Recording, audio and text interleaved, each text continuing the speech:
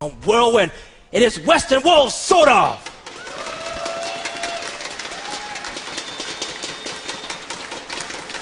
Go on, Ferdinand. I can't. No, go on. And over here, it's a much more boring race, but everyone knows who it is. It's the humans, it's the Terrans. Give it up for TSLPolt.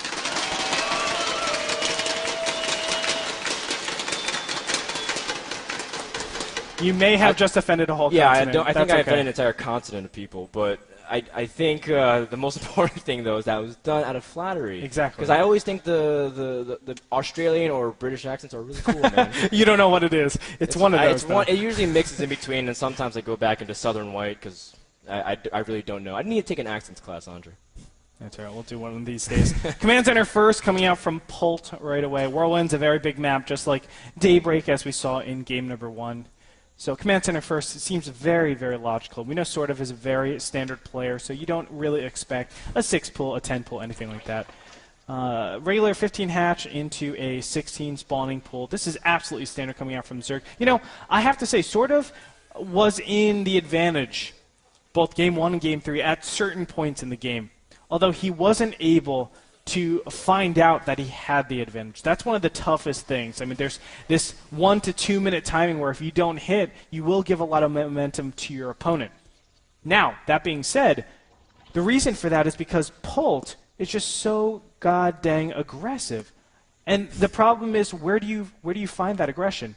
It's not just in Korean Terrans, it's the elite of the elite Korean Terrans that you must be training with in order to be prepared for a style like this. I feel like foreigner Zergs or any Zergs in the world really aren't capable of defending against Polt's harass and his builds because of just his unique, not his unique style, but his so hard to execute style.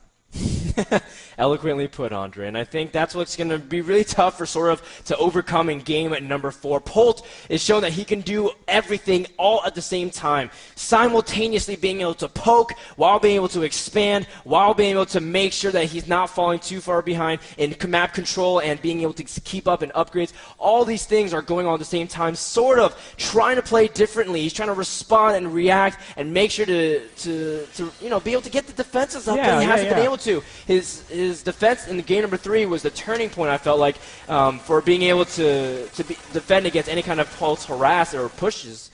But in the end, Polt just said, oh, I'm just going to change plans, change the curriculum and go for a different lesson and completely school him in TVZ. Yeah, and it doesn't matter if he's economically behind. He's just going to say, I am better with controlling my units than you. I can get it back. It doesn't matter. My positioning is better. My control is better. And let's go ahead and put that to the test.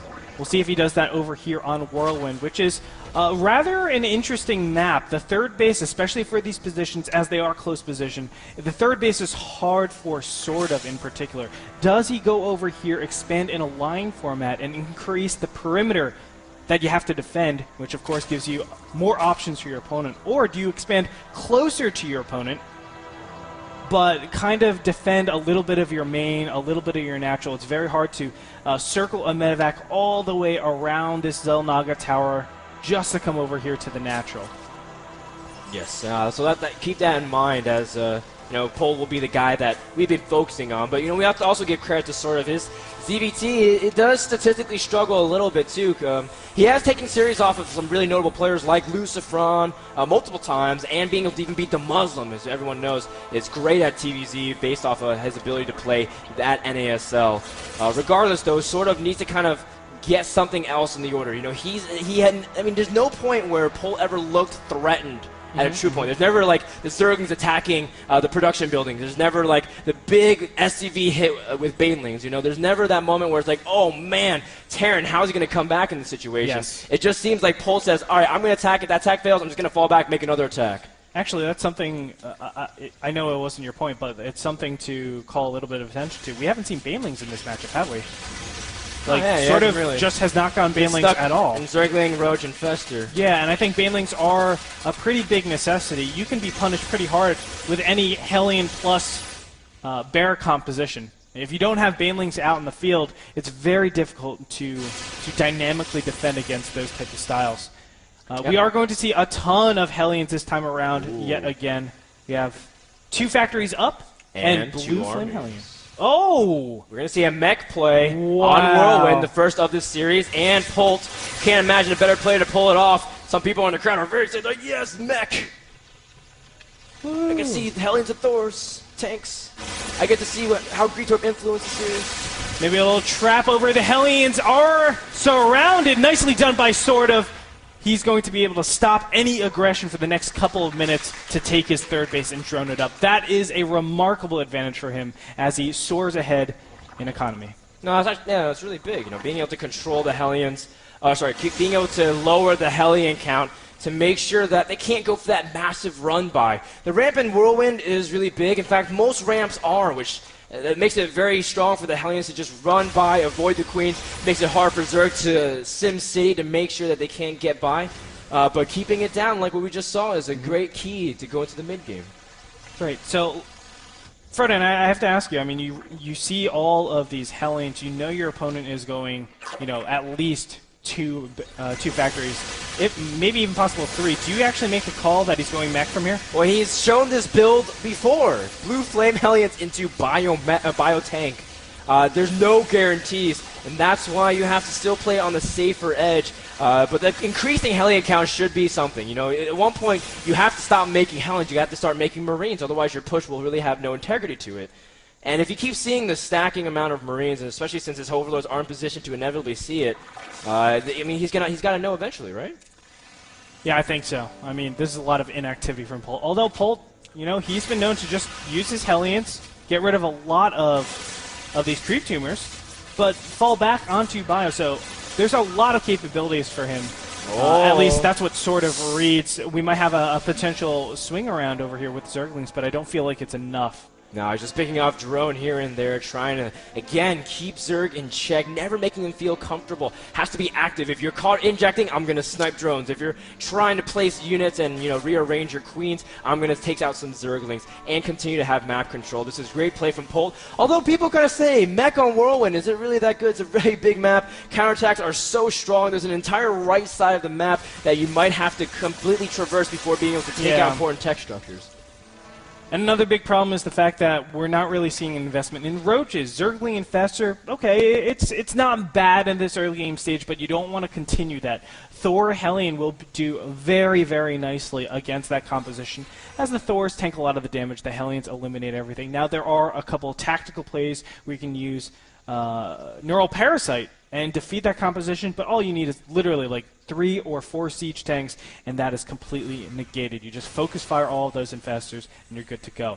So that being said, you can't rely on this composition. We need a switch away into roaches. But look, he's going straight up to Hive Tech. He has no clue. That will give TSLPolt a slight timing attack if there are no roaches out in the field in the next coming minutes. Well, we'll see how that's going to come to play, considering that Sortof is going for a fast Hive in respect, because I think he does. Yeah, he knows it's going for mech 2. He's seen enough out of the Overlord being able to catch units walking out of the natural. Sortof also trying to get some infestor count high up. No Neural Parasite. We haven't really seen it used too often, considering how strong often roaches can be. But if you can get Brute Lords, then there's really nothing that the tanks and Hellions can do. You have to rely on your Thor Viking count, if any. Yes, sir. But right now, let's see. Oh, nice fungal. Jinx. I remember when that used to be really cool, man, but now no one claps to that.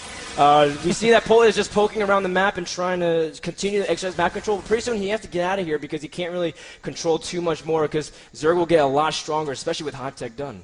Roaches are on the way out. Glue Constitution not yet finished. Now, if there's a scan that goes down, I mean, that's an instant push trigger. Once you see, oh, he actually saw the Hive coming up. Very interesting. So he hasn't decided to push at all. He's waiting maybe to 2-2. And then he'll push out. 2-2 is just about 30 seconds away, 35 seconds away. So there it is.